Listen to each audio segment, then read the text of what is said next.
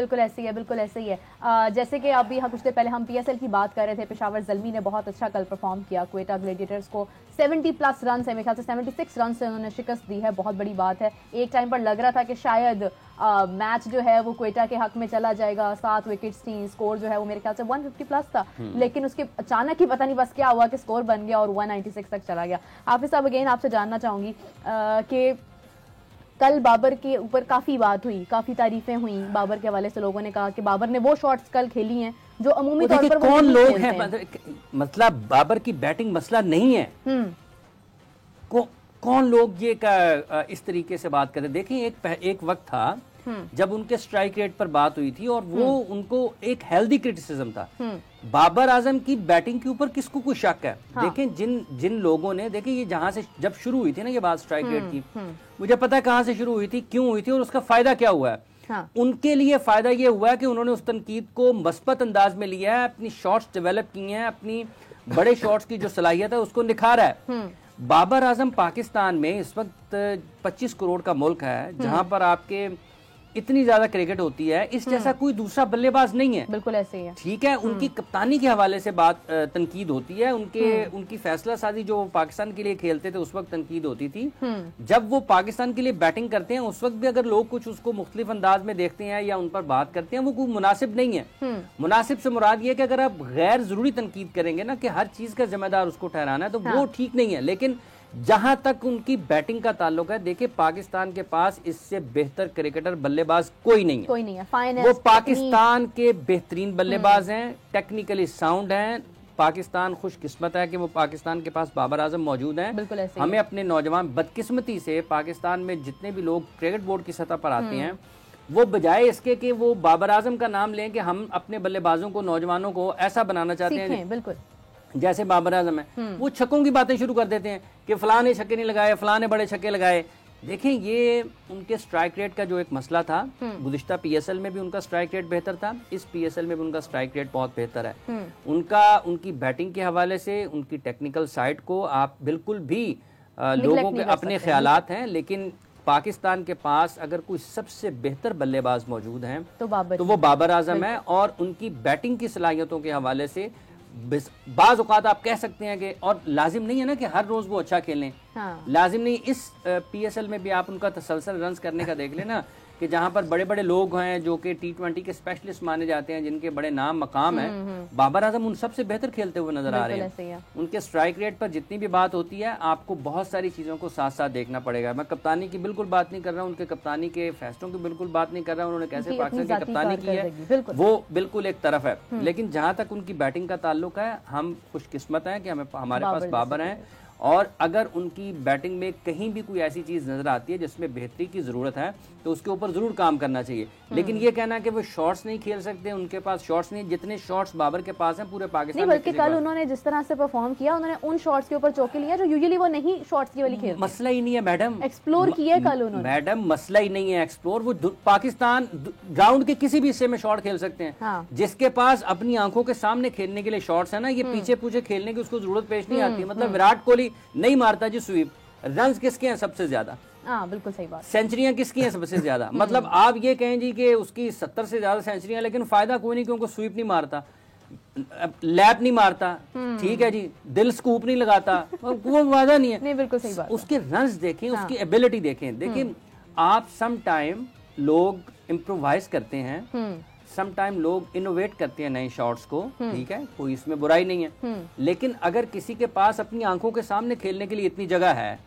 उसको जरूरत ही पेश नहीं आती। मतलब आपने पीछे खेल के भी तो छक्का ही लेना है ना, या चौका लेना है, ये रिस्की है। हाँ। अगर आप सामने खेलेंगे सेफ है, बिल्कुल सही बात। तो आप मिनिमम रिस्क के साथ मैक्सिमम रिजल्ट जब ले लेंगे, आपको क्या जरूरत है। सो ये बहस है, ये होती रहेगी, कुछ लोग पसंद करते हैं, कुछ नहीं करते हैं। लेकिन जहां तक उनकी बैटिंग का ताल्लुक है, देखिए पाकिस्तान के पास इस वक्त अगर बाबर आजम है तो पाकिस्तान की खुशकिस्मती है। ठीक है, कप्तानी को एक साइड पे रखने, स्ट्राइक रेट, आप स्ट्राइक रेट की बात करते हैं, जिन लोगों को आपने स्ट्राइक रेट की बुनियाद के ऊपर पाकिस्तान टीम में खिलाया था, उनकी कारकर्दगी देख लें। स्ट्राइक रेट भी कल तक तो ठीक रहा है पीएसएल में, पूरे टूर्नामेंट में स्ट्राइक रेट भी अच्छा रहा है। उमर, आपसे जानना चाहूंगी, अगर खुरम शहजाद की बात की जाए, आप अक्सर डोमेस्टिक के हक में काफी बोलते हैं, तो डोमेस्टिक के ही खिलाड़ी खुरम शहजाद हैं, क्या कहेंगे उनकी कारकर्दगी के हवाले से? देखिए, अगर कोई परफॉर्म कर रहा है और डोमेस्टिक से कर रहा है तो वो एक बहुत अच्छी बात है और लॉन्ग वे टू गो है। लेकिन अगर ये सिस्टम को फॉलो करे, फर्स्ट क्लास क्रिकेट खेले कंसिस्टेंटली और लिस्टें वगैरह और T20 वगैरह, तो रिजल्ट्स आपके सामने हैं। अब आप देखें इस्लामाबाद यूनाइटेड की जानिब से आगा सलमान कितने रिदम में है, शदाब के साथ लास्ट आउटिंग में भी बहुत अच्छा खेले, तो वो 2013 से खेल रहे हैं डोमेस्टिक। तो वो रिजल्ट आपके सामने है कि कितना उन्होंने नर्चर किया अपने आप को और अब नेशनल टीम का एक और हिस्सा बन चुके हैं और एक स्ट्रॉन्ग जो प्लेयर है जो कि आपको रन्स दे सकते हैं। तो जहाँ तक खुरम शहजाद की बात है तो एक अच्छा प्रोस्पेक्ट है और आई होप सो कि वो रिदम में ही रहेंगे।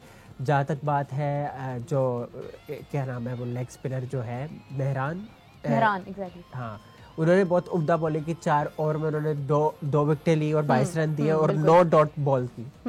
तो वहाँ से जो है ना डॉट बॉल्स, क्योंकि T20 में जब आप करते हो तो प्रेशर बैटर पे वैसे ही आ जाता है क्योंकि गुंजाइश नहीं होती, मार्जिन कम होता है। तो मेहरान ने बहुत अच्छी बॉलिंग की। आई होप सो कि वो इस तरह ही शाइन करते रहेंगे क्योंकि पाकिस्तान को ज़रूरत है स्पिनर की तगड़े की। और आई होप सो कि अगर वो इस तरह डोमेस्टिक भी खेले, तवज्जो दे, तो फ्यूचर प्रोस्पेक्ट बन सकते हैं। और जहाँ तक बाबर आजम की थोड़ी बात कर ले तो बाबर आजम ने एक बार फिर अपनी कंसिस्टेंसी दिखाई है। ना सिर्फ ही shot consistency with his in terms of amassing runs but also maintaining the strike rate as well. Now he has surpassed over 150 और 447 रन्स उनके हैं, 4 50यां हैं और 1 सेंचुरी, 111 रन्स। तो जहाँ तक साइम अयूब की बात है तो इस सीज़न में हमने देखा है कि ना सिर्फ अपनी बैटिंग एबिलिटी बल्कि ऑल राउंड एबिलिटीज भी दिखाई है उन्होंने। और 2 क्रूशल विकेटें ली थी, रायली रूसो की और ख्वाजा नाफे की। और गेम जो है वो मोमेंटम जो है उनके पास आ गया इनकी वजह से। बिल्कुल सही। जिस तरह साइम की बात हो रही है, इस तरह काफी ऐसे प्लेयर्स भी हैं जिनसे परफॉर्म नहीं हो रहा। 30 रन किए 12 बॉलों पे। हाँ, तो क्विक फायर, एग्जैक्टली जबरदस्त परफॉर्मेंस है। कुछ प्लेयर्स ऐसे भी हैं जो परफॉर्म नहीं कर पा रहे हैं। एक और बहुत इंपॉर्टेंट चीज हाफिज साहब आपके साथ शेयर करना चाहूंगी कि अभी क्वेटा ग्लैडिएटर्स जो है वो कल जीत नहीं सके हैं और नंबर 2 से वो नंबर 4 पर आ गए हैं। रदरफोर्ड का भी मेरे ख्याल से कुछ सुनने में आ रहा है कि वो भी अपनी फैमिली से मिलने चले गए हैं, मौजूद नहीं हैं। मैं देख रही थी कि वसीम अकरम साहब जो है वो खासा इस बात पर नाराजगी का एक तरह से इजहार कर रहे थे कि PSL में ही क्यों ऐसा होता है कि खिलाड़ियों के साथ जो कॉन्ट्रैक्ट साइन होता है उस पर पूरा नहीं उतरते हैं, कभी अपने घर में फैमिलीज में मिलने जा रहे हैं। UAE में तो ऐसा नहीं होता। देखिए, बात यह है कि टॉप प्रोफेशनल हैं, वो आने से पहले मुआहदा करते हैं और मुआहदे में वो तमाम चीज़ें अगर बताते हैं तो आप ना मुआहदा करें। फिर यही कह रहे हैं कि आप इस तरह का मुआहदा ना करें जिसमें उनको आना जाना लगा। किसको लाएं फिर? किसको लाएं ना? मतलब अगर आपने गैर मुल्की खिलाड़ियों को लाना है जो ड्राफ्ट में आपके पास हैं, जिनकी फेस वैल्यू भी है, जो इंटरनेशनल क्रिकेट में खेलते भी हैं, क्या कर सकते हैं? वे आउट क्या है, रास्ता क्या है इससे निकलने का? जैसे इंडिया चले गए थे अंबानी साहब के घर शादी पर, कैरन पॉलर्ड, ठीक है, उस्मान खान चले गए, ठीक है, अब रदरफोर्ड चले गए। ये जो गैर मुल्की खिलाड़ी हैं, वो आपको बता कर आते हैं, आप समझते हैं कि आपको नहीं ज़रूरत है, आप ना बुलाएं, आप ना बुलाएं ना। रास्ता क्या है इसका? देखें, T20 लीग्स जो दुनिया भर में इस वक्त हो रही हैं, जिस तादाद में, जिस मिकदार में हो रही हैं, पाकिस्तान सुपर लीग को अपनी अहमियत को बरकरार रखने के लिए सबसे ज़्यादा तवज्जो जिस चीज़ पर देने की ज़रूरत है वो आपका लोकल टैलेंट है। अगर आपका अपना टैलेंट साथ में रहेगा, बेहतर परफॉर्म करता रहेगा और ये खिलाड़ियों का जो आना जाना है ये लगा रहेगा। साउथ अफ्रीका पाकिस्तान के खिलाफ वनडे सीरीज मेरा ख्याल खेल रहा था, सीरीज का फैसला कुन मैच था, उनके 3-4 कैरेक्टर्स अपनी नेशनल टीम को छोड़कर IPL खेलने के लिए चले गए थे। अभी न्यूजीलैंड की टीम ने पाकिस्तान आना है, उनके नुमाया खिलाड़ी IPL का हिस्सा होंगे, हो सकता है वो पाकिस्तान उनकी फुल स्ट्रेंथ टीम ही ना आए खेलने के लिए। सो ये चीजें सिर्फ लीग की हद तक ही नहीं है, ये इंटरनेशनल क्रिकेट भी इनसे मुतासर हो रही है क्रिकेट लीग की वजह से। वसीम अकरम साहब चूंकि पाकिस्तान के साबिक कप्तान हैं, बहुत शानदार बड़े अजीम खिलाड़ी हैं दुनिया के, उनका अपना उनको दुख लगा होगा ना, उनको तकलीफ पहुंची होगी कि ये पाकिस्तान को छोड़कर जा रहे हैं, लेकिन ये हालात ऐसे हैं, हालात ऐसे हैं। देखें, लोग आते भी हैं पाकिस्तान खेलने के लिए। भी सिकंदर रजा को सुने उन्होंने क्या कहा है लाहौर कलंदर्स की तरफ से खेलते हुए, आप राशिद खान को देखें उन्होंने क्या कहा लाहौर कलंदर्स की तरफ से खेलते हुए।